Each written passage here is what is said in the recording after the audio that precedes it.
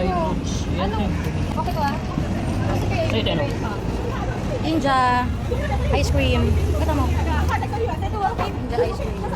Sarap yan. Yeah. Indian ice cream. Dessert Indian restaurant.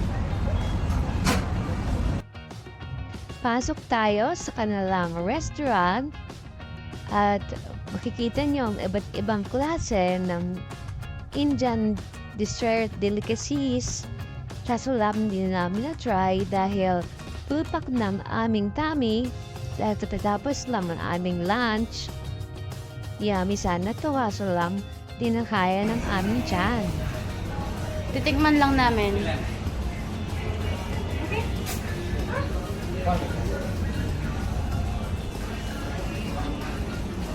Food review muna tayo.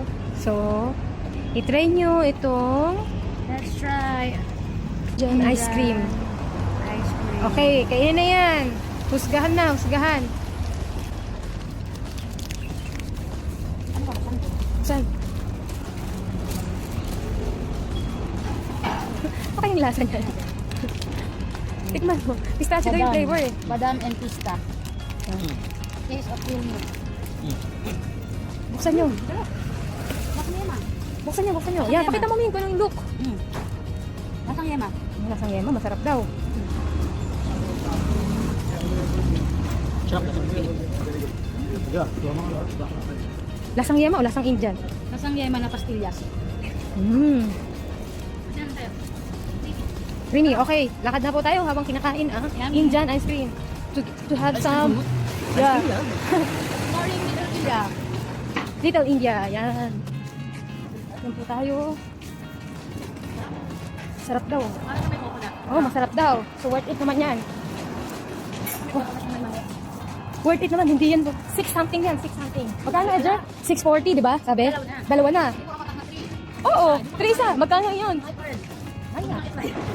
Pag na-try mahal pala.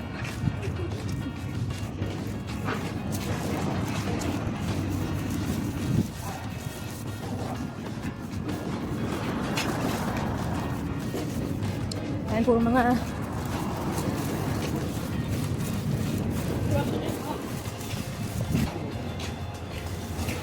parang nasarapan naman sila sa ating Indian ice cream.